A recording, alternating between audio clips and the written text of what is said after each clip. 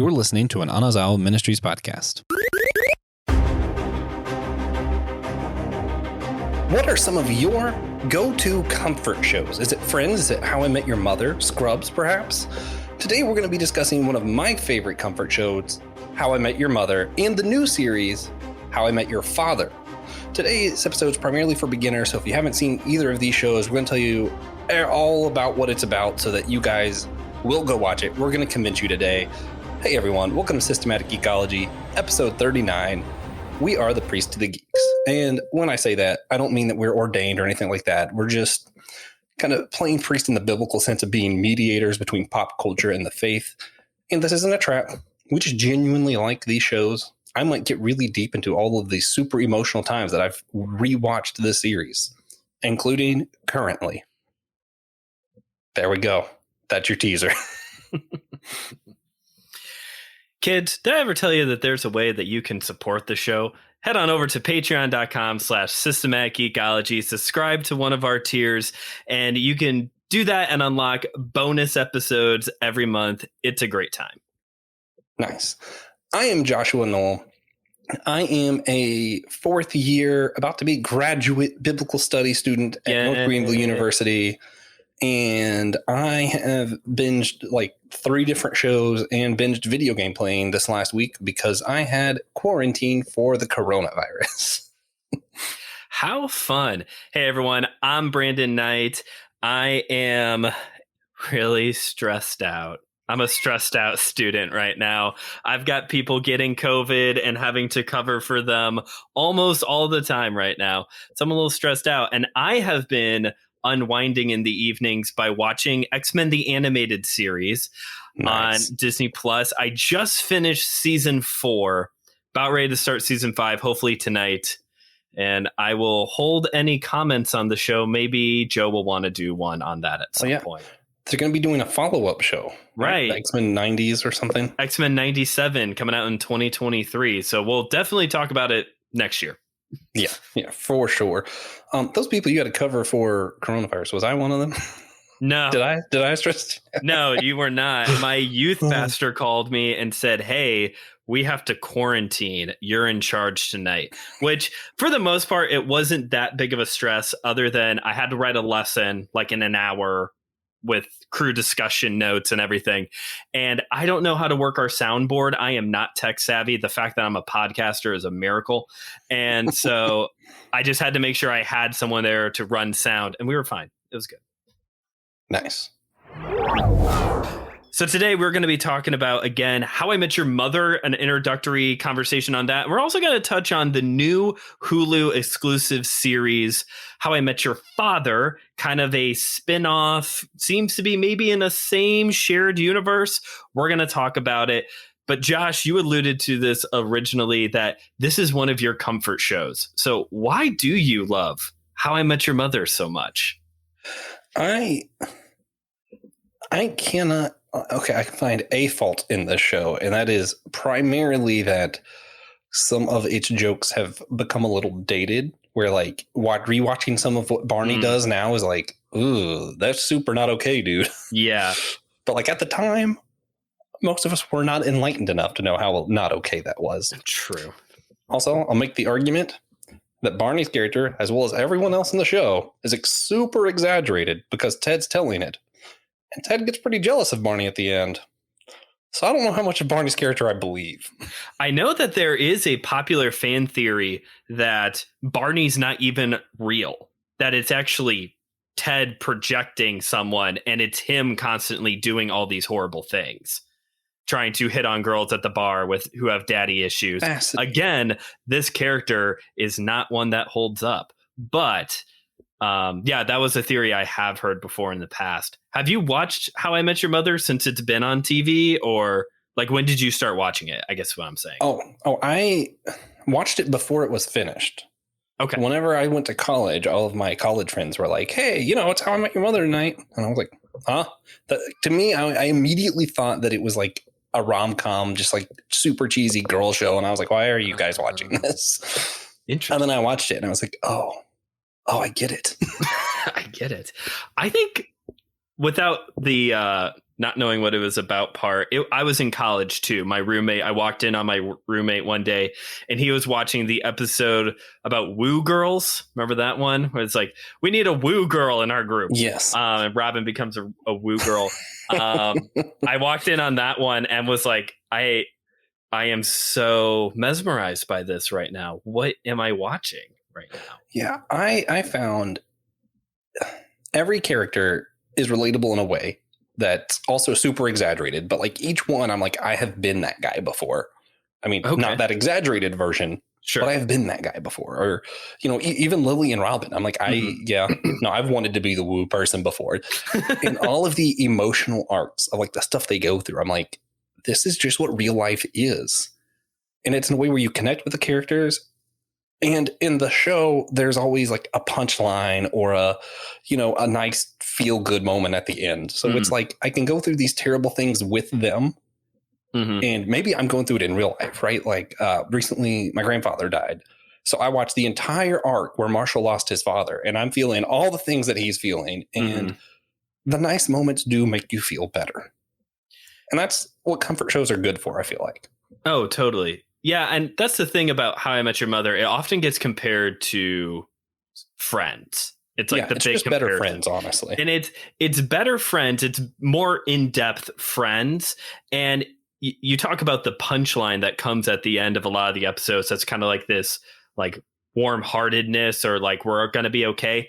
That's how it's different from Seinfeld, because Seinfeld has a very pessimistic view on life. It has a very we hate everybody. It's kind of the punchline of most Seinfeld episodes.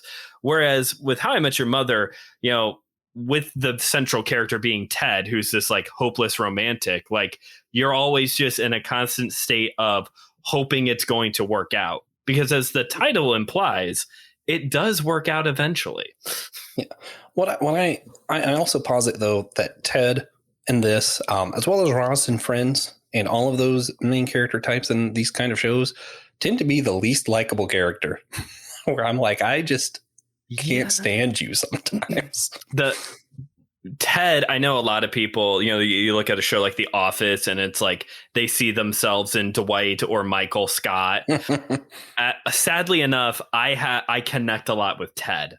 Of just like, especially when I was single, of just doing these things that now as a married guy, like things that I said or things that I did that I'm like, how did I think that was going to work? How was that going to make any girl like me at all and not come off creepy? Yeah, which was also, to me, part of why he was the least likable character. Because there'd be so many times I was like, oh, man, I've done that. Man, I'm so dumb. And it's just easier to be mad at him than it is to be mad at myself. Which I guess makes us the least likable hosts of the show, then, of our show. Maybe. Which is a problem because we're on quite a few episodes. Listeners will be okay. They'll live. They live. We lived. Yeah. At least there's a Marshall. Y'all email us, go to our website. Let us know who is the Marshall of this podcast. If you have watched How I Met Your Mother, let us know. If you haven't watch it, then let us know. Who do you see as Marshall? What's the Marshall character? Very intrigued by that because he, to me, is the most likable character in the show. Oh, yeah. I mean, he's the one who's always got maybe not always, but most of the time has that moral high ground. The guy is literally a lawyer who's in a job that he absolutely hates and wants to find more fulfillment in the lawyer life, Yeah. Which, ironically, I'm trying to be a lawyer now. So yes. So I'm like watching all those episodes and I'm like, yeah, I'm going to aspire to be like Marshall. That's awesome. Yeah. So Josh, it's been a while since I've watched the show. I have seen all of it. I think it was actually the first show that Claire and I binged together after we got married. That was like the first one we got through all together. Great choice. Up next was Parks and Rec was the next one I think we finished. Also a great choice. She loves Parks and Rec. You just noticed earlier I have a Ron Swanson print back here on my wall for all you people listening. It really is back there. And that's hers. I got that for her at a Comic-Con. She loves. We got other Parks and Rec stuff up here. Yeah. But for anyone who maybe hasn't seen the show, Josh, what is like the baseline storyline of this show?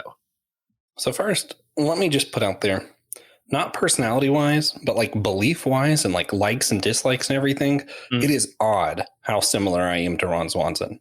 Having gone through it and like things that he's said or done that have been the exact same thing that I have said or done in situations, like not wanting people to know my birthday, the whole gig. I'm like, even his dream vacation spot was my dream vacation spot before I saw the show. And I'm like, how is this a thing? That's awesome. That's for another episode.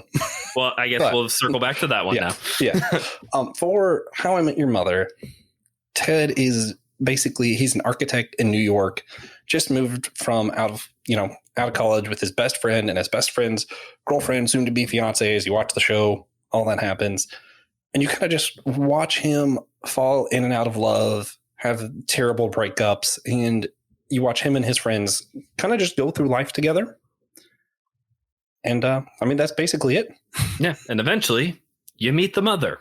You do eventually meet the mother. Now, it takes like 9 years for him to tell the story of how he met one lady. But now, I don't want to go into the full spoiler realm here, because part of this is to get people interested into the show. We want them to watch this. We want you to watch this, and it's a really good show. But just for the sake of the fact that we've never talked about this, finale, yes or no? Okay, so a lot of people were disappointed. I liked it, but that's mostly because from the first episode, I knew how it was going to end. Okay. So like once it ended that way, I was just not surprised. So I was just like, yeah, that's what I expected, and they did it well. Josh, I think you and your wife and Claire and I could all hang out, because not only were we like matching when it came to the whole Bob's Burgers episode we did back in November, but we definitely feel the same way about the finale. I know it's a big uproar about what happens in the finale, but kind of a like, no, this makes sense, everybody. Let's just stop and think about this. Because the thing about this show is that, as opposed to a lot of other sitcoms, this is a very intelligently written show. This isn't just the slapstick Jerry Seinfeld says some dry, sarcastic remark. This is well-crafted humor that is a little dated at times, but still well-crafted humor, constantly doing callbacks to other season jokes. And just the storyline intricacies is very well done. Oh yeah, the more you rewatch it, the more impressed I am. I'm gonna reveal something about myself that I hope the listeners don't judge me too hard for. It's the same thing when I listen to Eminem songs, where I am just literally astounded at the intellect that went into this IP. Where I'm like, wow, you guys really thought this through. I mean, even down to the goat. Yes. They started teasing that for years before that happened. Like they knew what they were doing the entire time. Right. Isn't there was something else too. I was going to say pineapple, but that's psych. That's a psych gimmick. Barney's proposal was pretty astounding. Yes. Oh, I built that for like a whole year. I remember. You just watched this episode recently as you grieve your loss, the countdown to the death of his father, or Marshall's dad. Did you watch that one? Yeah. Where it's got the numbers hidden throughout the episode that is counting down. Yeah, it was such a weird thing to notice. And it's just one of those where you're like, what? These guys are crazy. Slapsgiving even. I mean, it was just ridiculous, literally, slapstick kind of humor. Yeah. And yet a crazy amount of thought went into it. That they dragged out for seasons. It wasn't, other shows would have used all the slaps in one episode. But it's all the way down to almost the end, and Marshall still has a slap. Oh yeah. I literally watch all of these Slapsgiving episodes as well as Bob's Burger Marathon every Thanksgiving, because it's my favorite holiday. Right. Yes, I'm talking about Thanksgiving in January. Y'all will hear me talk about it the entire year. Get over it. Mm-hmm. It's just one of my favorite traditions, just to watch through these episodes of this show. I feel like it's okay. Could you let our listeners in on what is Slapsgiving? Slapsgiving. Okay, so Slapsgiving is Thanksgiving, but I gotta remember exactly how it works. They make a bet, right? And the bet involves whoever loses can get smacked in the face as hard as possible, right? Like whenever you want, right? That was the other thing. It's whenever you want it to the person to slap, or the person who wants to give the slap, whenever they want to slap you, they can full force and with like no repercussions. Yeah. They had to choose a slap bet commissioner to make sure it was all above board. Yeah. Right. Slap bet commissioner. And Marshall has, from one experience, like it's like 5 slaps, isn't it? Yeah. So Barney thought he won and prematurely slapped Marshall. Right. So then when it turned out he was wrong, the slap bet commissioner granted Marshall as repercussion 5 slaps at any given time that he just spreads out through the whole series. Yes. I love it. Yeah. If you had to pick, he even writes a song. Oh yeah. And I have that song on one of my playlists. That's awesome. On Spotify. It's great. Boys to Men play it at one point. If you had to pick one episode as your favorite, or maybe 2, I feel like you might have to be given more than one. Oh, man. I think it depends why. Like, how about funny and in depth? How about if I put it that way? Would that help? Like your funniest episode, and then like the one that you think is like the best well-written episode or something like that. You know, okay. The submarine. After one of Barney's breakups, which mind you, this is one of those dated jokes, I guess, but he devises an entire pickup plan and doesn't let anyone in on it. And the entire episode is basically them trying to figure out what it is. And by them figuring out what it is, they fulfill Barney's plan.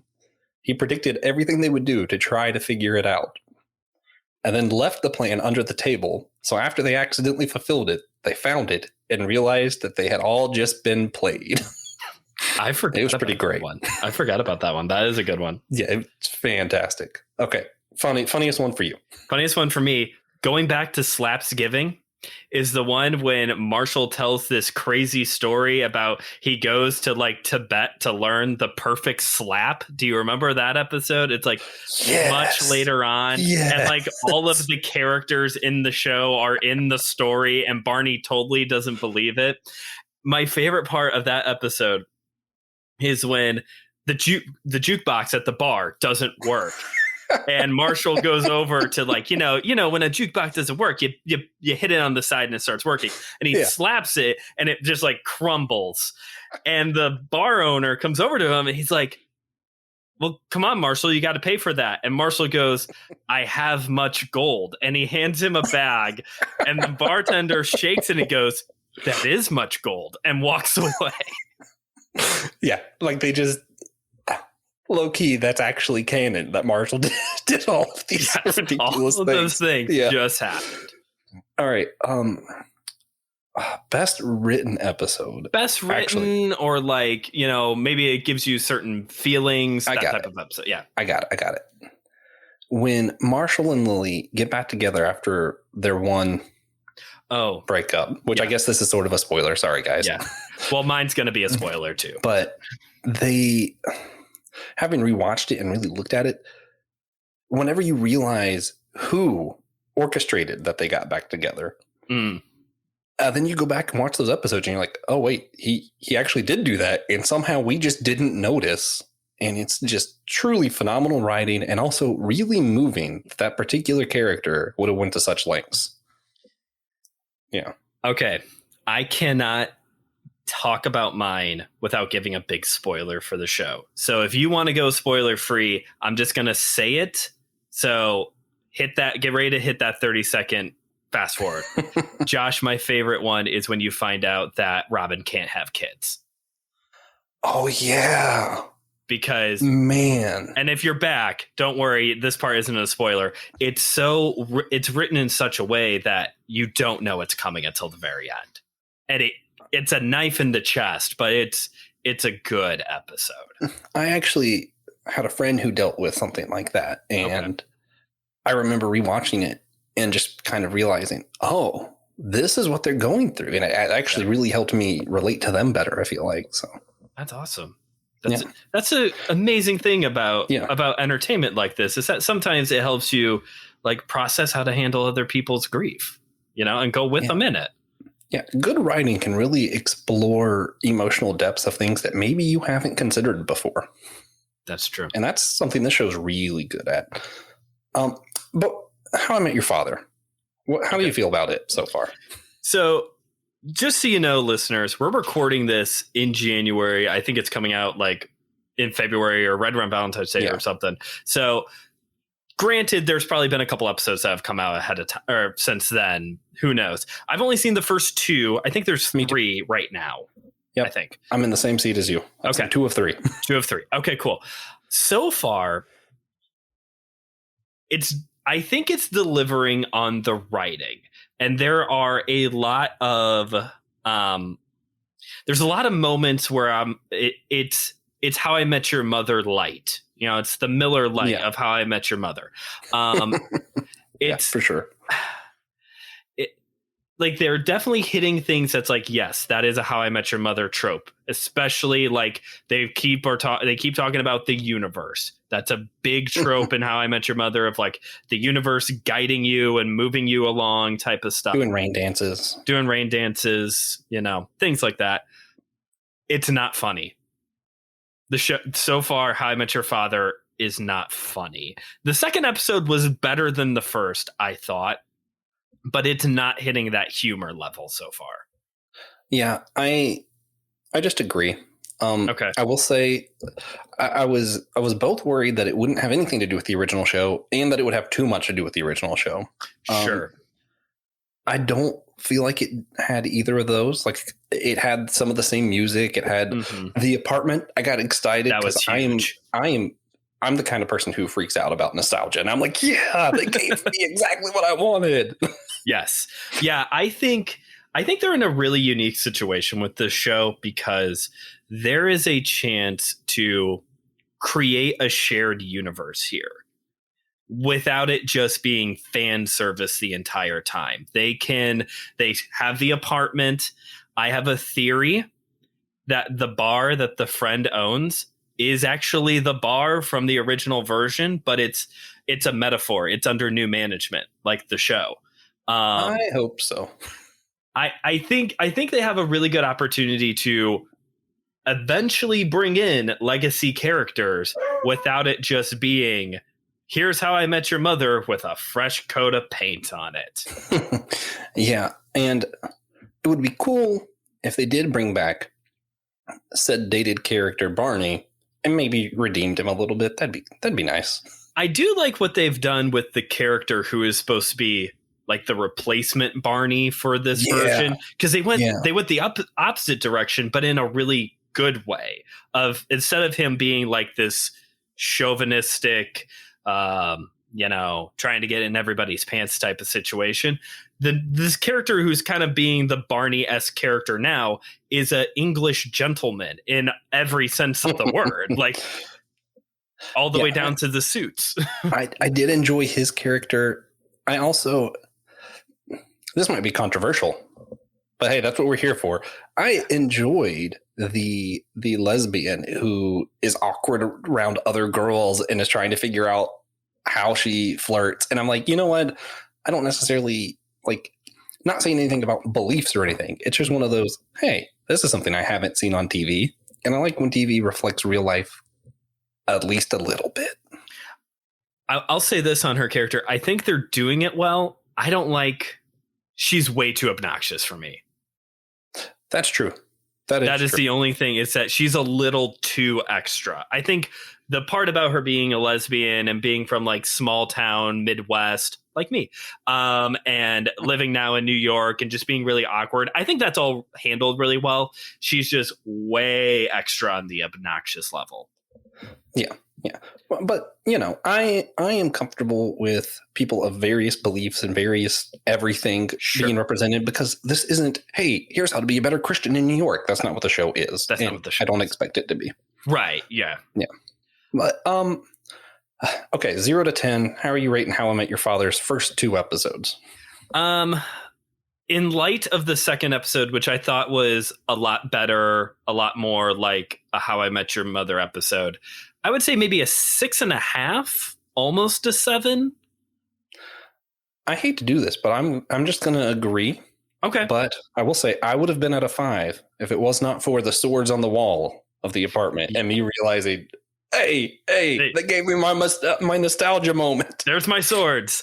Yeah. Do you have, I know it's a dangerous game for geeks to play what I want to see, being fan fiction moment here. I know it's a dangerous game, but is there anything that you're hoping to see? Like, hey, this would be really cool if they did pull this in.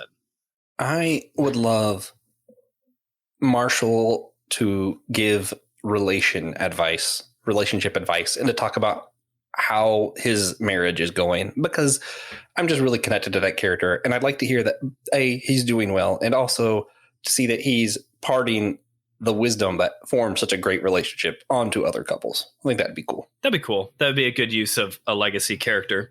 I have 2. One is silly. Like I said, beautiful. Like I said, callback jokes is a big thing in How I Met Your Mother. Obviously, with the show being so young, How I Met Your Father doesn't have any callback jokes established yet. They will. If it lasts, they will. Yeah. I think it would be really cool because most people watching this are going to be people who watched How I Met Your Mother. It'd be really cool if they brought in the sandwich hoagie joke that's supposed to be in replacement of a joint a bong in the episode. That would be great. These are supposed to be, for context, whenever Ted tells a story about his college days and being on taking marijuana, doing drugs, they would replace it, because he's telling his kids these stories, with them holding a sandwich of some sort. So I think that would be cool if they brought that back in for this show. Yeah. I also really want, if we're establishing this as a shared universe, picture this, Josh. It's a Halloween party, and the 3 female characters show up dressed as the 3 different versions of Robin Sparkles. I would love that. I thought you were going to say the, was it the sexy pumpkin? Yeah, right. We go back to the slutty pumpkin thing. Yeah. I was that would also be pretty amusing. Or just to have somebody else as a hanging Chad. Yeah. Oh, that would be a good one too. Halloween is a great opportunity for callbacks, and I hope they take it. That's true. Oh man. So I mentioned before, this is one of my comfort shows. And one thing, this is kind of weird. Before I got married, the night before, I actually stayed up the entire night. I was too anxious to sleep. And what I ended up doing is working on my vows, and I decided to watch every single episode of How I Met Your Mother that has a wedding or is preparing for a wedding. And which is an entire season for people at home. Yeah. And one of my biggest takeaways that actually did make it to my vows. So this is was one of the characters as part of theirs, because they were like, I don't really believe in vows. So what they made part of their vows be is I'm going to do better, because I know I might fail at some of this, but I'm going to do better. And I just thought that was particularly moving. And I was like, that's my big takeaway. Nice. And I don't know. I feel like these moments where sometimes shows, I feel like, get you through both good and hard times. Do you remember the episode where it's the Star Wars line that Marshall does? Oh, where Ted's trying to see this girl. This is spoiler-ish, but not really. Who's never seen Star Wars. And Marshall has this entire freak out moment, because he's like, okay, wait a minute. This is something you watch through health and through sickness, through good times and bad times. And that is what this show is to me, ultimately. And that puts How I Met Your Father in a bad spot, because that's a high expectation. It's trying to live up to something that I'm like, I literally watch this through every major life event. Nice. So y'all got a lot to live up to here. Yeah. I know what episode, if you and your wife ever have kids, I know what episode you're going to watch. I can think of a few. That would be good for that. Oh man. Now you Okay. Do you maybe How I Met Your Mother is yours, but do you have a show that you watch through like any like major thing like that that's like always a go-to for you? I don't have a show per se. I was raised on Seinfeld as a kid. So like it was on every night at dinner. So there are times where Seinfeld does have a very like sense of home feeling for me. For me, it isn't so much a comfort show, but a comfort film. I absolutely love, and I'm hoping this goes over well and we could do an episode on this. I absolutely love the movie The Last Samurai with Tom Cruise. Have you ever seen that one? I have not. Oh, it's a really good movie. I am intrigued. You're intrigued. I won't go into the full thing right now, but the basic why it connects for me is that it deals with a lot of like a man who is beaten down and overwhelmed and just wants peace in his life. And as a guy who has mental health problems and just right now, my phase of life is I've got a lot on my plate, as I alluded to earlier.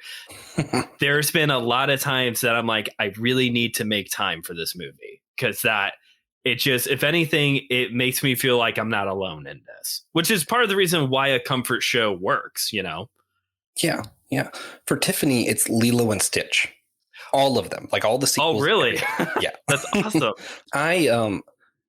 This is a weird one. When I get frustrated at church stuff, which yes, guys, I get frustrated at the church sometimes. I love to rewatch Kingdom of Heaven, which, mind you, is actually written by an atheist, but it's starring. I want to call him Will Turner, Orlando Bloom. Oh, Orlando Bloom. Yeah. Orlando Bloom, Liam Neeson, and it is like the last, or not the last of, but it's one of the Crusades.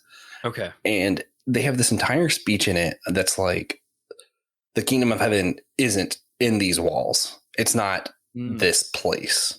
It's these people. And that always is like, that's the thing that gets me back to where like, okay, yep. All right. I remember why I'm doing this. That's a very powerful line for sure. You should watch it. I should. I actually haven't seen that, but I do love Liam Neeson. Claire's is Parks and Rec. That's like her big. Yeah, I could see that. For all the same reasons I like How I Met Your Mother, I can see that. I think I just happened to come across How I Met Your Mother first. Okay. I think that's really the difference there. Yeah. Nice. So with this, I'm reminded of the Psalms in the Bible. Okay. Which might be weird to some people because a lot of people think you just read through the Psalms to feel good. And yeah, sometimes Psalms are really violent. Sometimes they're downright depressing. Mm-hmm. And the Psalms, much like a comfort show, go through all of the emotions and tend to leave you on a positive note. I think they do the same thing, but on probably a deeper level. I would hope a deeper level. So I would say, and I think I was taught this in hermeneutics. So you being the seminary student could correct me, but I would say Psalms are descriptive. They're not necessarily meant to be prescriptive. They're not telling you how to live or how to feel. They're showing you how these people did feel. Mm-hmm. I believe that's C.S. Lewis, isn't it? It might be. I think I would not be surprised. So much of what I think is he has regurgitated C.S. Lewis. Right. If one of us regurgitated C.S. Lewis, that would not be a shocker. But no, I would agree with that. It's descripted, not prescriptive. That's the line? Yeah. I would agree with that. I'm actually in the process right now of writing a sermon on Psalm 30. I'm going to be preaching at a church this week who their pastor, because of COVID complications, is in ICU on a ventilator and doing better. I will just, for people listening, doing better by this point. And part of traveling preaching is that you're given this unique opportunity of either I can just go in and preach John 3:16, or I could make an attempt to speak to a congregation on a more intimate level that's actually going to minister to their hearts. And that's usually where I land. And Psalm 30 is David wrestling with sorrow and joy, and how we have sorrow and how we can have joy. And when you're speaking to a church that their pastor is literally like, at one point, it was really touch and go with his health. And when you're with a congregation that's feeling this sorrow, they need to be reminded that there can be joy in the sorrow as well. And this psalm in particular, but many of the psalms are a great place to go of like, let's sit in these emotions for a moment and wrestle with them. Yeah. And speaking of which, instead of giving a Bible verse that's going to tell us all how to do this better, I gave an example Bible verse for this episode. And I chose it because it describes something that I have heard so many people who probably don't know the Bible, so they're not quoting the Bible, say something incredibly similar to this when they felt sad. So here's Psalm 69, 1-3. Okay. Save me, God, for the water has risen to my neck. I have sunk in deep mud, and there is no footing. Sorry. I have come into deep water, and a flood sweeps over me. I am weary from my crying. My throat is parched. My eyes fail, looking for my God. I have heard so many people talk about sadness or depression and saying it just feels like they're drowning. And I'm like, well, yeah, here it is. Here is David feeling like he's drowning and saying that his eyes are weary because he can't even find God. And how many times when you're sad, you're like, where are you, God? And it's right there. It is not outside of God's knowledge that we feel that way. And it is okay. Yeah, because let's keep in mind, like, there are many churches where, like, that would, if you were David, in some congregations, and you're weary from looking, like, there would be some churches that would actually condemn that, of like, well, your faith just isn't big enough. Well, okay, Lord, help my unbelief. That is a fair thing to pray in a time of distress like that. But I think there's many Christians that need to realize that emotional maturity and emotional intelligence, like, that is a real thing that needs to be worked out in disciples of Christ. And that part of the way that you grow that in a disciple is by sitting with them in that emotion, moving them along. Don't wallow. Yeah. Wallowing isn't necessarily what you should be taking away from this, but maturing in our faith also involves maturing in how we feel as well. Yeah. And I'll say, I think it'll do wonders for your prayer life if you really take this home. Because here's the deal. God wants a relationship. He doesn't want a devoted slave, a devoted servant who's just going to do and say what he wants, right? Imagine, which it's easy if, we're married, so I guess it's easier for us sometimes. But, if I'm thinking of if Tiffany is feeling incredible depression, but every time she sees me, she's trying to put on a happy face because she thinks that's what I want. I would feel so awful about that. Oh, yeah. Yeah. And like, I would say, I think that's how God feels about us sometimes when we're praying and we're trying to be like, God, let me be strong, and quoting Bible verse. Listen, if you feel like you're drowning, God wants to hear that. Yeah. Yeah. David did it all the time. Read Job. That's another example of someone who is like, hey, this doesn't make sense. I don't like this. Somebody hear me out on this. It's basically the summary of the entire book of Job. It's just Job saying, I want someone to hear me out on this. Yeah. So what would you say, as people take this to their prayer life and they're more honest in their relationship with God, what do you think would change for them? I think one thing that is lacking in people's prayer lives, myself included, is intentionality. We're really good at just saying the thing. I am thankful for this food. Please be with my friend who's going through some grief. Like, we're really good at just saying the line. But, you look at like Colossians 1, my small group's going through the book of Colossians. And I'm the leader, so I'm writing the lessons.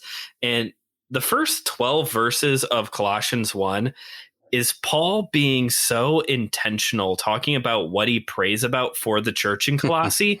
And it's so much more than we pray for safe travels for grandma as she goes to Florida. Like, obviously we should pray for these things.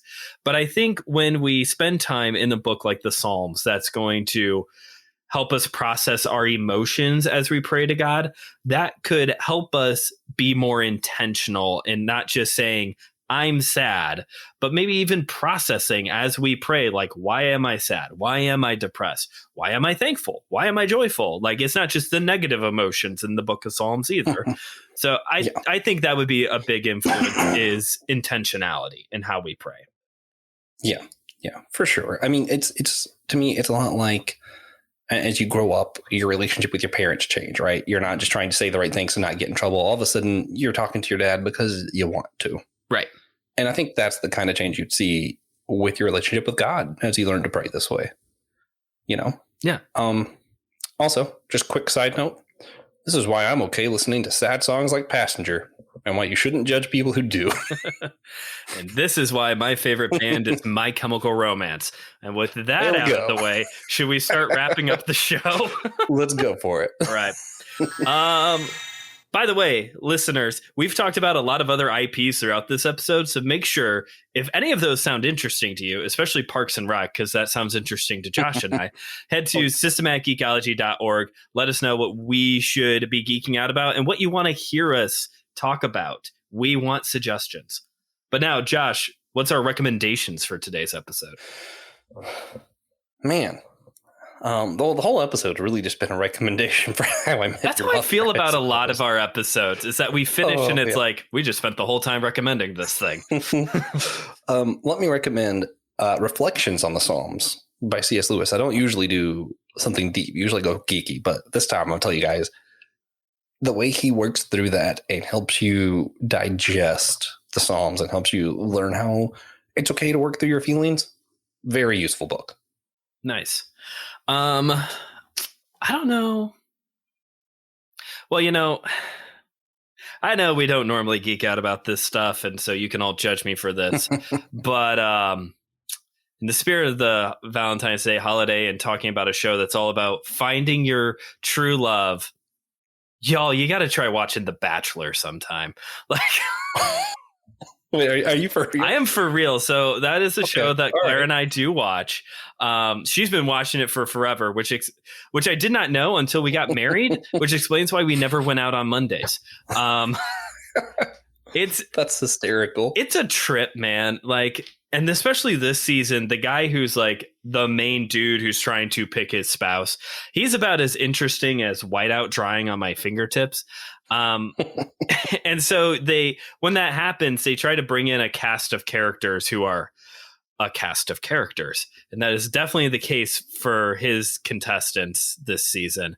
For all you wrestling fans out there who are rolling your eyes as I talk about this, there's actually a lot of similarities in production and how they present the characters on the show to pro wrestling, to the point where I have figured out major conclusions to the show by implementing my knowledge of pro wrestling. So if you're a mushy person, Bravo. Thank you. If you're a mushy person who just needs more like romance and also just like garbage television, check out The Bachelor sometime. It only has 1,000 seasons. I don't think anyone else could have convinced me to try that show. So bravo. Thank you. If you guys want to follow more of me for some reason, you can look up the Old Church Podcast, Facebook, Twitter, Instagram, wherever you're listening now. I co-host that with TJ Tiberius Juan Blackwell, and we just talk about church unity and how the church can better come together as a united body. And also, you can go to systematicgeekology.org, hit hosts, and down in the drop menu, you can find my name and all the episodes I've been on are right there. You could also do that with me, and I'm Brandon. And you can find me on Instagram at just.brandon.k. Also on Twitter, just_BrandonK. I'm also got my own show, My Seminary Life. You can check it out wherever you get your podcasts, on Facebook and Instagram at My Seminary Life Pod. Thanks for listening to us in this episode. We had a great time. Go to our website in the description, like Brandon said. Let us know what you've been geeking out on, what we should be. And remember, we are all a chosen people, a geekdom of priests.